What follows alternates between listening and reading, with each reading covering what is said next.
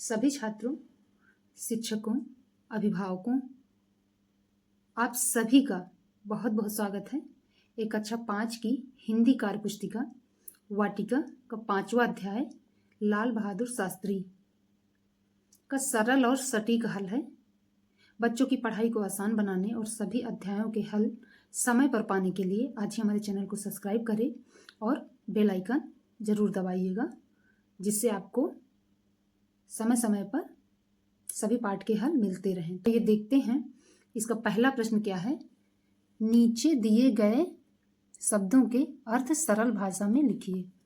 जैसे प्रतिष्ठा, प्रतिष्ठा का सम्मान, उसी तरह अचरज का आश्चर्य, विरुद्ध, खिलाफ, शक्ति, कड़ाई, अचंभा, आश्चर्य,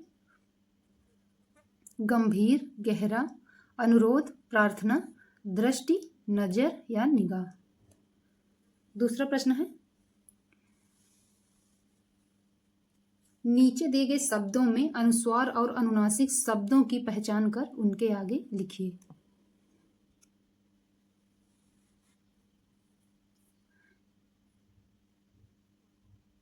तो जिसमें बिंदी लगी रहती है वो अनुस्वार है, और जहाँ पे चंद्र बिंदी होती है वो अनुनासिक होता है, जैसे कि हम पिछले पाठों में हल चुके हैं। तो ये देहांत यानी कि बिंदी लगी अनुस्वार है, वहाँ चंद्र बिंदी है तो अनुनासिक, मंदी अनुस्वार, हंसना अनुनासिक, माँ अनुनासिक, अंदर अनुस्वार, 5 अनुनासिक।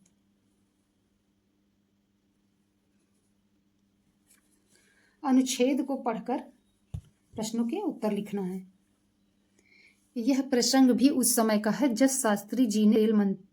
शास्त्री जी रेल मंत्री थे और सरकारी कामकाज के लिए इलाहाबाद, जो कि प्रयागराज हो गया है, प्रयागराज जा रहे थे। शास्त्री जी की कार रेल फाटक से थोड़ी ही दूर थी कि लाइनमैन ने फाटक बंद कर दिया। शास्त्री जी के स्टाफ का एक सदस्य लाइनमैन की ओर दौड़ कर गया और उससे कहा कि कार में रेल मंत्री बैठे हैं, तुम तुरंत फाटक खोल दो।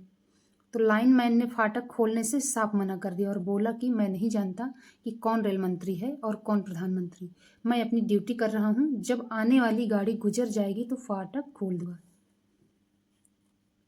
स्टाफ के अफसर ने लौट कर कहा, श्रीमान वह आदमी बड़ा जिद्दी है, उसके विरुद्ध सख्त कार्रवाई की जानी चाहिए। दूसरे दिन जब लाइनमैन की तरक्की कर उसे आगे का ग्रेड दिया गया तो सभी अचंभे में पड़ गए।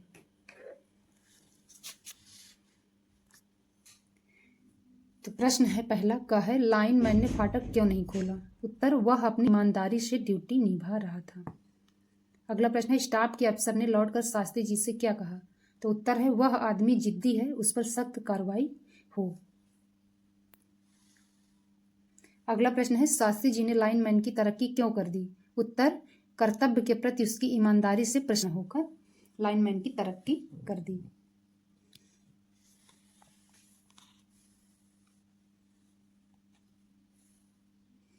अगला प्रश्न है, सही कथन के आगे सही का निशान तथा गलत कथन के आगे गलत का निशान लगाइए। लाल बहादुर शास्त्री का जन्म 2 अक्टूबर 1904 को मुगल सराय के साधारण परिवार में हुआ था।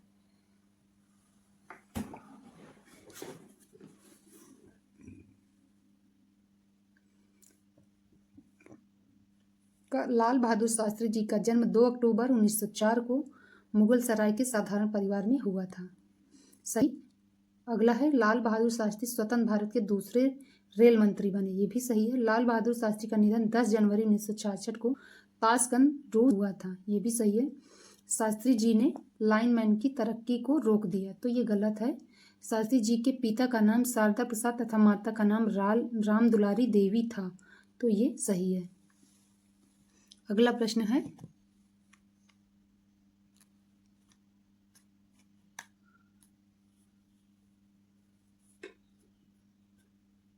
है, मिलान करिए। तो ये महात्मा गांधी इंडियन आ रहा था, करो या मरो। जवाहरलाल नेहरू जी का था, हराम हराम है।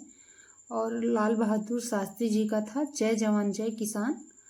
लोकमान्य तिलक जी का था, स्वराज हमारा जन्म सिद्ध अधिकार है, मैं इसे लेकर रहूँगा।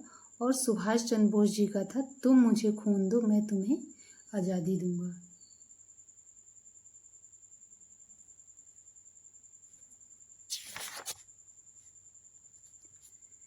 अगला, विशेषण शब्दों की पहचान करना है, यानी कि जो विशेषता बताने वाले शब्द हैं उनकी पहचान करना है।